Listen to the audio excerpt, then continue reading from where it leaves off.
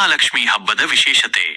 ವರಮಹಾಲಕ್ಷ್ಮಿ ವ್ರತವು ಶ್ರಾವಣ ಮಾಸದ ಹುಣ್ಣಿಮೆಗೆ ಸಮೀಪ ಬರುವ ಶುಕ್ರವಾರದಂದು ಆಚರಿಸಲಾಗುತ್ತದೆ. ಈ ವ್ರತವನ್ನು ಮುಖ್ಯವಾಗಿ ವಿವಾಹಿತ ಮಹಿಳೆಯರು ತಮ್ಮ ಕುಟುಂಬದ ಒಳಿತಿಗಾಗಿ ಮತ್ತು ಪತಿಯ ದೀರ್ಘಾಯುಷ್ಯಕ್ಕಾಗಿ ಆಚರಿಸುತ್ತಾರೆ. ಈ ಹಬ್ಬದ ಕೆಲವು ಪ್ರಮುಖ ವಿಶೇಷತೆಗಳು ಇಲ್ಲಿವೆ. ಅಷ್ಟಲಕ್ಷ್ಮಿ ಪೂಜೆ. ವರಮಹಾಲಕ್ಷ್ಮಿ ವ್ರತದಂದು ಲಕ್ಷ್ಮೀದೇವಿಯ 8 ರೂಪಗಳಾದ ಧನ, ಧಾನ್ಯ, ಧೈರ್ಯ, ವಿಜಯ, ವಿದ್ಯೆ, ಸಂತಾನ, ಸಾಮ್ರಾಜ್ಯ ಮತ್ತು ಸೌಭಾಗ್ಯಗಳನ್ನು ಪೂಜಿಸಲಾಗುತ್ತದೆ. ಈ ವ್ರತವನ್ನು ಶ್ರದ್ಧೆಯಿಂದ ಆಚರಿಸುವುದರಿಂದ ಅಷ್ಟೈಶ್ವರ್ಯಗಳು ಪ್ರಾಪ್ತಿಯಾಗುತ್ತವೆ ಎಂಬ ನಂಬಿಕೆಯಿದೆ. ಪಾರ್ವತಿ ದೇವಿಗೆ ಶಿವನ ಉಪದೇಶ. ಪುರಾಣಗಳ ಪ್ರಕಾರ ಈ ವ್ರತದ ಮಹತ್ವವನ್ನು ಸಾಕ್ಷಾತ್ ಶಿವನು ಪಾರ್ವತಿ ದೇವಿಗೆ ತಿಳಿಸಿದ್ದರಿಂದ ಇದು ಹೆಚ್ಚು ಪವಿತ್ರವೆಂದು ಪರಿಗಣಿಸಲಾಗಿದೆ. ವರಗಳನ್ನು ಕೊಡುವ ಲಕ್ಷ್ಮಿ. ವರ ಎಂದರೆ ವರಗಳನ್ನು ಕೊಡುವವಳು. ಹಾಗಾಗಿ ಈ ದೇವಿಯು ಭಕ್ತರ ಇಷ್ಟಾರ್ಥಗಳನ್ನು ಪೂರೈಸುತ್ತಾಳೆ ಎಂದು ನಂಬಲಾಗಿದೆ. ಸೌಭಾಗ್ಯದ ಸಂಕೇತ. ಈ ದಿನದಂದು ಮನೆಯಲ್ಲಿ ಸಂಪತ್ತು, ಸಮೃದ್ಧಿ, ಶಾಂತಿ ಮತ್ತು ಸಂತೋಷ ನೆಲೆಯಾಗುತ್ತದೆ ಎಂದು ನಂಬಲಾಗುತ್ತದೆ. ವರಮಹಾಲಕ್ಷ್ಮಿ ಪೂಜೆಗೆ ಬೇಕಾದ ಸಾಮಗ್ರಿಗಳು ಮತ್ತು ವಿಧಾನ. ವರಮಹಾಲಕ್ಷ್ಮಿ ವ್ರತದ ಪೂಜೆಯನ್ನು ಶ್ರದ್ಧಾಭಕ್ತಿಯಿಂದ ಮಾಡಬೇಕು. ಪೂಜೆಗೆ ಬೇಕಾದ ಪ್ರಮುಖ ಸಾಮಗ್ರಿಗಳು ಮತ್ತು ಪೂಜಾ ವಿಧಿಯನ್ನು ಈ ಕೆಳಗೆ ವಿವರಿಸಲಾಗಿದೆ. ಪೂಜೆಗೆ ಬೇಕಾದ ಸಾಮಗ್ರಿಗಳು: ಕಲಶ, ಹಿತ್ತಾಳೆ ಅಥವಾ ಬೆಳ್ಳಿಯ ಕಲಶ.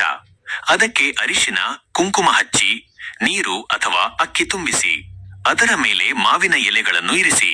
ತೆಂಗಿನಕಾಯಿ. ಅರಿಶಿನ ಹಚ್ಚಿದ ತೆಂಗಿನಕಾಯಿಯನ್ನು ಕಲಶದ ಮೇಲೆ ಇಡಬೇಕು. ಅದಕ್ಕೆ ಅರಿಶಿನ ಮತ್ತು ಕುಂಕುಮದಿಂದ ದೇವಿಯ ಮುಖವನ್ನು ಬಿಡಿಸಿ ಸೀರೆ, ಒಡವೆಗಳಿಂದ ಅಲಂಕರಿಸಬೇಕು. ಮಂಟಪ. ಅಲಂಕಾರಕ್ಕಾಗಿ ಬಾಳೆಕಂದು, ಮಾವಿನ ಎಲೆಗಳು ಮತ್ತು ಹೂಗಳಿಂದ ಮಂಟಪವನ್ನು ಸಿದ್ಧಪಡಿಸಬೇಕು. ಪೂಜಾ ಸಾಮಗ್ರಿಗಳು: ಅರಿಶಿನ, ಕುಂಕುಮ, ಗಂಧ, ಅಕ್ಷತೆ, ದೀಪ, ಕರ್ಪೂರ, ಧೂಪ, ಹೂಗಳು, ಹಣ್ಣುಗಳು, ವೀಳ್ಯದೆಲೆ, ಅಡಿಕೆ. ದೋರ, ಪವಿತ್ರ ದಾರ. 12 ದಾರಗಳಿಗೆ 12 ಗಂಟುಗಳನ್ನು ಹಾಕಿ ಅರಿಶಿನದಲ್ಲಿ ಅದ್ದಿ ಪೂಜೆಗೆ ಇಡಬೇಕು. ಪೂಜೆ ನಂತರ ಈ ದಾರವನ್ನು ಕೈಗೆ ಕಟ್ಟಿಕೊಳ್ಳಬೇಕು. ನೈವೇದ್ಯ: ದೇವಿಗೆ ಪ್ರಿಯವಾದ ಮೋದಕ, ಪುಳಿಯೋಗರೆ, ಹೆಸರು ಬೇಳೆ ಪಾಯಸ, ಒಬ್ಬಟ್ಟು, ಕೋಸಂಬರಿ ಮುಂತಾದ ತಿನಿಸುಗಳನ್ನು ತಯಾರಿಸಿ ಅರ್ಪಿಸಬೇಕು. ತೋರಣ: ಮನೆಯ ಮುಖ್ಯ ಬಾಗಿಲಿಗೆ ಮಾವಿನ ಎಲೆಗಳ ತೋರಣವನ್ನು ಕಟ್ಟಬೇಕು. ಪೂಜಾ ವಿಧಾನ. 1. ಸಿದ್ಧತೆ.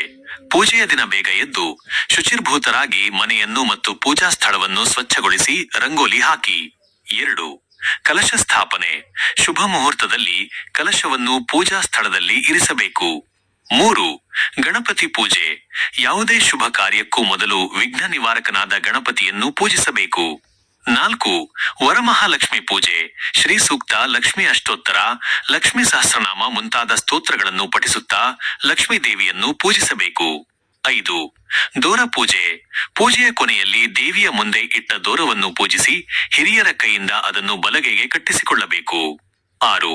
ಮುತ್ತೈದೆಯರಿಗೆ ಆತಿಥ್ಯ.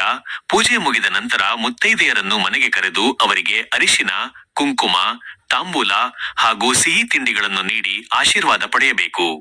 ಈ ಪೂಜೆಯನ್ನು ಶ್ರದ್ಧೆ ಮತ್ತು ಭಕ್ತಿಯಿಂದ ಆಚರಿಸಿದಾಗ ಮಹಾಲಕ್ಷ್ಮೀ ದೇವಿಯು ನಿಮ್ಮ ಕುಟುಂಬಕ್ಕೆ ಸಕಲ ಸಂಪತ್ತು ಮತ್ತು ಸೌಭಾಗ್ಯವನ್ನು ಕರುಣಿಸುತ್ತಾಳೆ.